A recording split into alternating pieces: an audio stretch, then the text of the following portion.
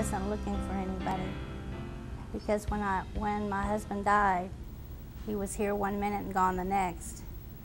So we didn't have time to talk about the future. What if, what if something happened to him? So therefore, I was in limbo. I didn't know what he wanted because we never talked about it. I didn't know if he, how some people, if something happens to me, I want you to find somebody. We never talked about that because it never came up. Because who in your wildest dreams would think that he would die at 49 years old? So when he did, I didn't know what to do with myself. I had just about given up. Once you lose your spouse and everything, you really don't, you don't think you have anything to live for. So I had about given up. I would never take my own life, but I'm not going to tell you that I didn't pray every day that today was my last day. So I went on, and I have a son, and my grandson and my daughter-in-law, and they're the love of my life. And I wrap myself around them. And then you get to see how, that's his family. His wife is his number one.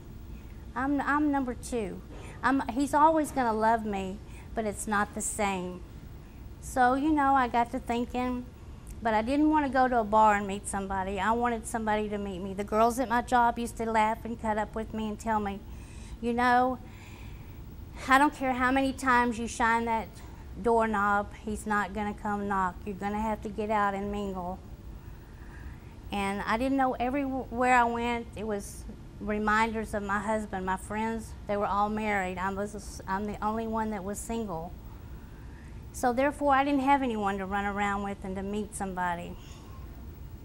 So finally, in the last 2 years, I decided, hey, you need to get out and you need to find you somebody. So I kept telling myself, but I never would get out and do anything about that. So one day, a girlfriend of mine called me and she said, hey, I have this man, do you want to meet him? I said, well, sure, I'll meet him. I went to a family reunion, and my cousin was talking. She asked me, she said, well, are you dating, or are you not dating, or are you ready to date? And I told her, well, I'm not dating. I would like to date if I could find someone, And so the conversation just dropped there, and about a week later, she called me and she says, I have a young lady, if you would like to meet her. And I told her, well, sure, I'll meet. I said, sure, I'll meet him. And she said, okay, he wants to take you to dinner, and so y'all can meet each other. And I said, I don't really want that, because it's hard to meet someone in a restaurant when there's so much noise. And I want him to know me, and talk to me one-on-one. Yeah, they decided we wouldn't get to talk very much, so they had a dinner for us at their house. So I met Sharon, and I was very, very pleased. He was a very nice man.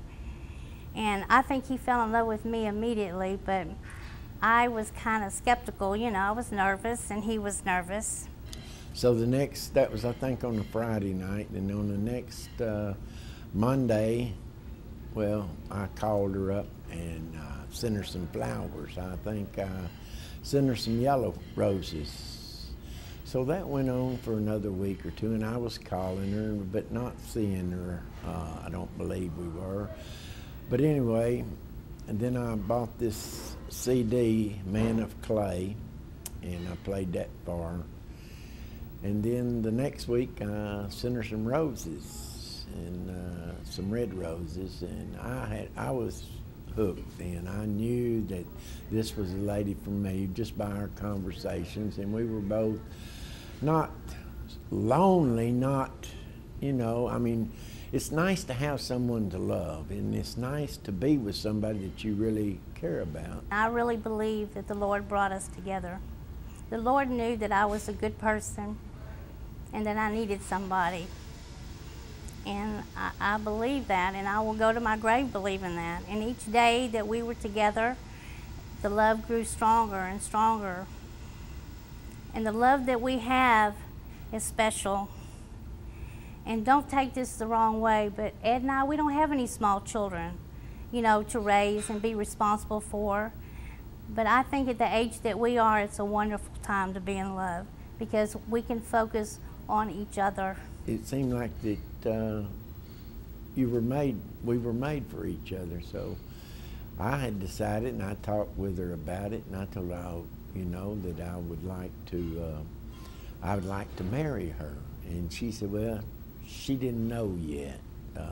She was waiting. So anyway, it got to the point to where I told her, I said, well, I'm going to continue to ask you to marry me and until you say yes. And I said, but why do you want to marry? What is a piece of paper? I mean, we don't go with anybody else. We're together.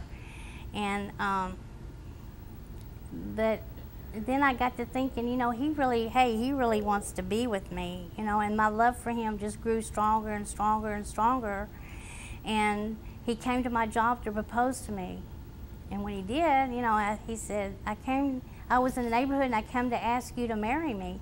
I said, Ed, you ask me every day to marry you. What makes today special, you know? I had went and bought her rings. And so I took them to her office. And I told her, I said, Sharon, I said, I came over here today and all of the office personnel were standing right there. And I said, I came over here to bring you this ring and to ask you to marry me. And I was so nervous and so, I knew she would say yes, but I was so nervous that I went ahead and slipped the ring on her finger. And she said, well, I haven't even said yes yet. And all the girls in the office said, she says yes, she says yes. And the doctor that was here tonight, he's just hollering, yes, she did. She said yes, I heard her.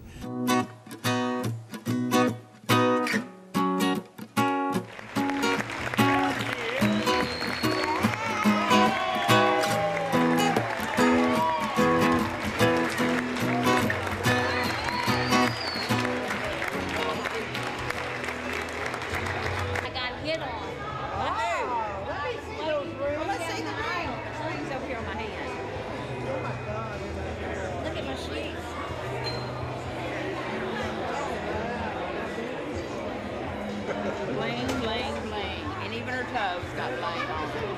Oh, it's like this. It's two of them. Your engagement ring and then the two bands. Right. Well, take it off. Take it off like this.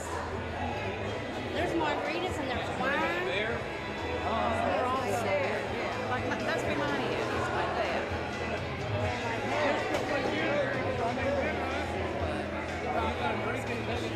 Oh my God. Oh my Lord.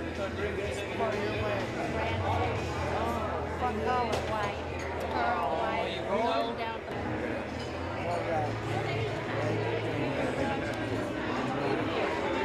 If you find you something to eat, there you go. You can eat it. Where did you get that from?